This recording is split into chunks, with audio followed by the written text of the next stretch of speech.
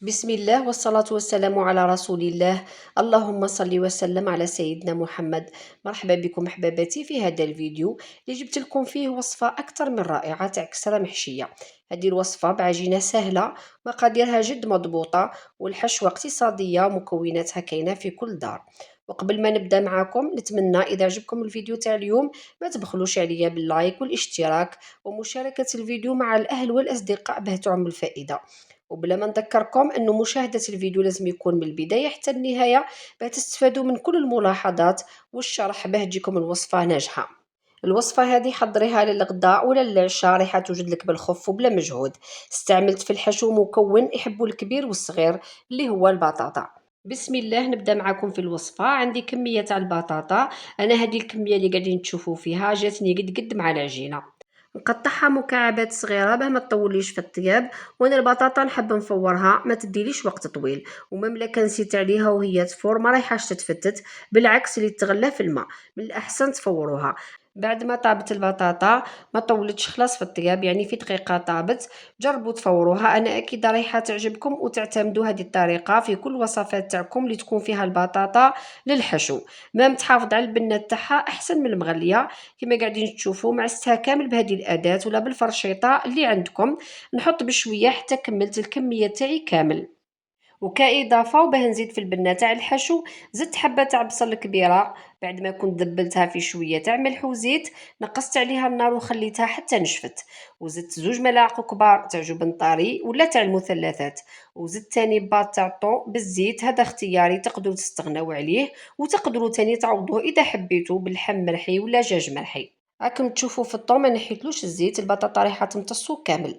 زدت كميه تاع الملح، البطاطا فورتها بلا ملح. ديروا حساب دايما للجبن مالح. زدت ملعقه صغيره عكري حار ولا هريسه، هذا اختياري اذا حبيتوا ما ديروش.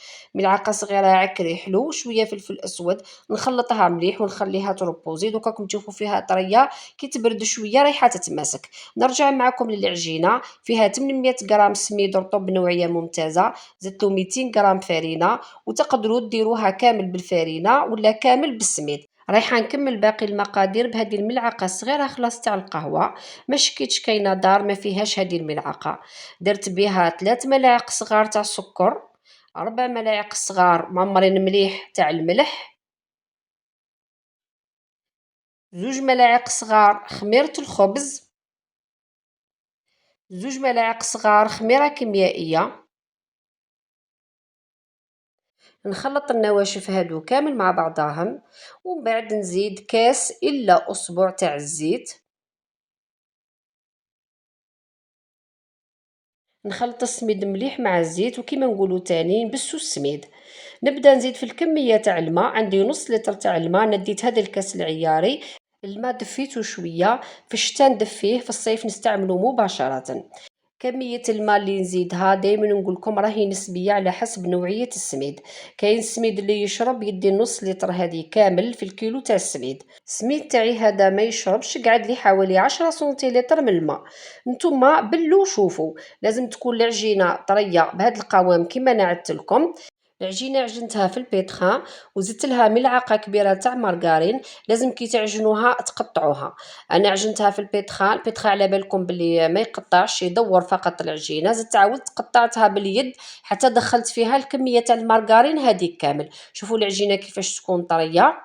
قسمتها الى كويرات، كورتهم كويرات صغار بالحجم هذا، ما تكبروهمش بزاف، الحجم هذا راهو مليح. وكي خلصتهم كامل غطيتهم مليح بما ينشفوش ويديروا القشره من الفوق. العجينه هذه رايعه يا البنات، تقدروا ديروها كسره بلا حشو، تاني تجي بنينه كاطو. وتاني حبيت نقول لكم بلي نوعيه السميد تلعب دور كبير باه تكون النتيجه مليحه. نبدا اولا في الحبه الاولى خلاص اللي بديت كورتها، هذا الحشو تاني بعد ما برد. وجبت كميه تاع جبن مبشور، تقدروا تستغناو عليه، ولكن الجبن المبشور راح يمدلها بنه كتر وكتر.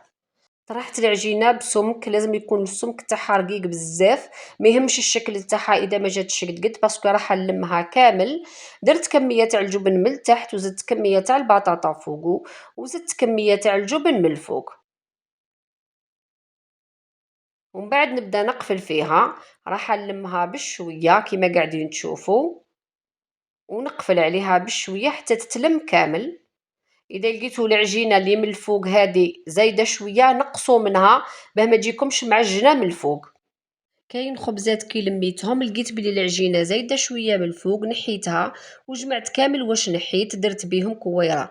المهم ما تخليوش الزايد باه ما تجيكمش معجنه. شوفوا كل ما نخدم وحده نخليها ترتاح شويه باه نقدر نطرحها.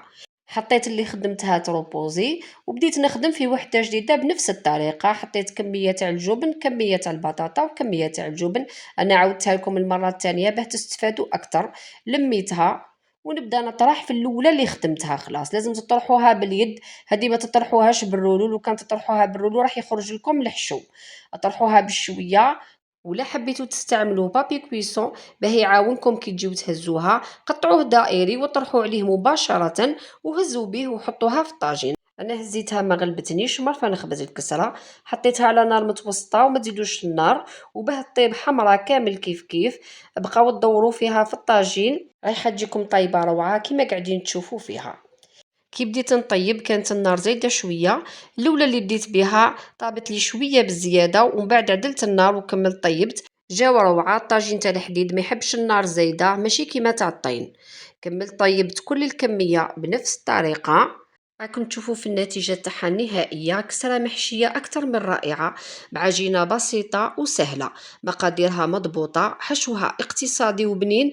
تشهي. انا خرجت لي كميه كبيره وانتم تقدروا تقسموا المقادير على النص وتخرجوا نصف الكميه. نتمنى ان شاء الله الوصفه تاع اليوم تكون عجبتكم واستفدتوا منها ومن كل الملاحظات وتجربوها وتتمتعوا بالبنه تاعها. ما بقى لي في الاخر غير نقول لكم بقاو على خير في وصفه جديده ان شاء الله. والسلام عليكم.